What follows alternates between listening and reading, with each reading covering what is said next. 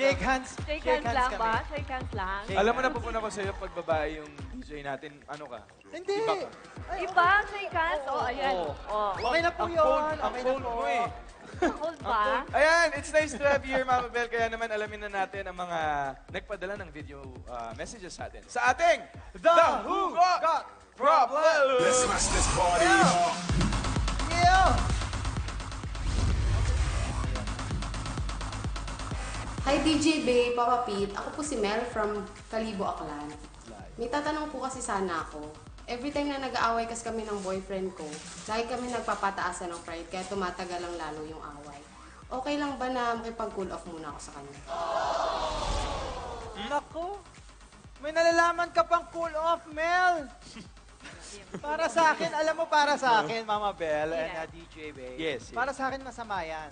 Masama ang cool off kasi pag ang pag-ibig na malamig na dati pa, eh sasabayan mo pa ng cool off. Ay baka lalo maging frozen yan. O hindi na bumalik sa dating init. So dapat touch move. Simple lang. Kung gusto nyo pa, maraming paraan. Kung ayaw nyo, maraming dahilan. Touch move. Diba? Daming alam ni Galit Dila, na Papa galit, Pete, diba? Galit, ha? Naku, Parang sometimes may kasi, ito pinaghuhugutan nga. Ako naman, sometimes kasi, Papa Pete, nakakabuti din yung cool off. Ako naman, nakakabuti ang cool off. Kasi, baka masyado nang mainit yung lahat. Diba? Napapadalas ang away, kaya dapat mag-hibernate muna. Parang computer lang yan. Okay. Huwag i-shutdown agad para ma-save pa ang relationship. O ba? Pero bago gawin yan, dapat mag-usap muna kayo ng masinsinan na wala munang pataasan. Steady lang. Kesa cool off lang na wala kang abiso. Kumbaga, nag-cool off kayo, tapos hindi mo alam kung saan ka pupunta. Diba? Tama. Tama naman yan. Tama. Biglang maglalaho ng walang pasabi. Di ba? Ganyan yan Yes. Maglalaho ng walang pasabi. Tapos pagbalik mo sa buhay niya, meron na siyang iba. Galit ka pa. At sasabihin mo, hahanapin ko lang ang sarili ko. Eh, good luck. Sana makasalubong mo yung sarili mo, no? Ikaw, Mama Bel, ano bang iyong mapapayo sa ganyang cool off ng mga bagay-bagay na yan? Well, para Yes. sa akin naman, DJ Bay at Papa Pete Yes, naman, Mama Bel.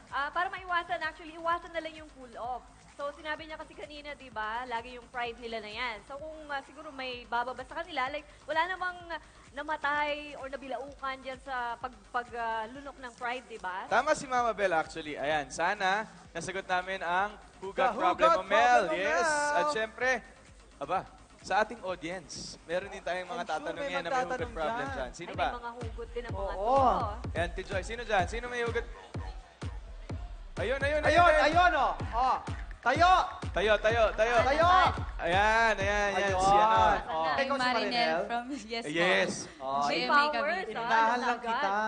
Baka DJ Papa Pete. Bay, Papa Pete, Mama Bel. Totoo po bang friends can be lovers, but ex-lovers can never be friends? Ay!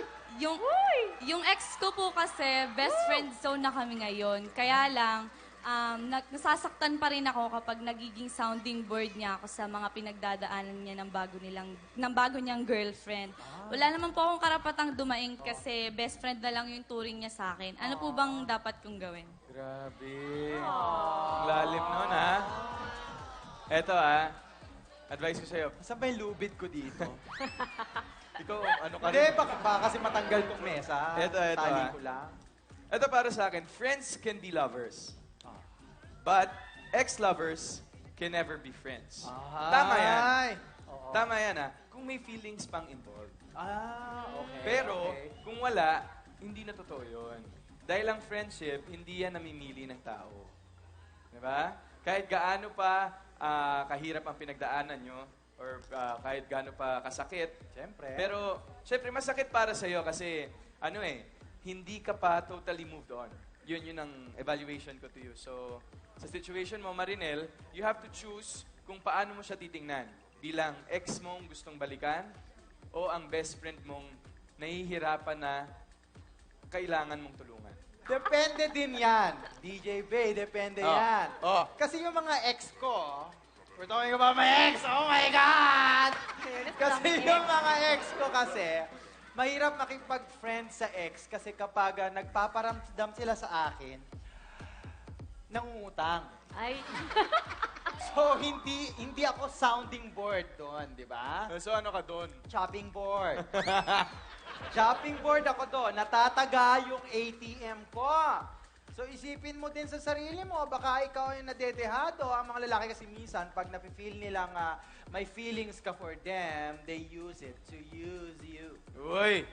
Baka to the extent na ikaw pang gumastos ng kasal nila. Easter Sunday ngayon. Hindi araw ng mga martyr, girl. 13 na sila, wag mo nang dagdagan, pang 14 ka. Si Mama Bel. Diba? Ikaw, Mama Bel, ano advice mo kay Marinel? Para sa akin naman, Marinel, no? Well, the fact na ikaw pa rin yung pinagsasabihan niya ng problema niya, chopping board, sabi nga ni, ni Papa Pete, no?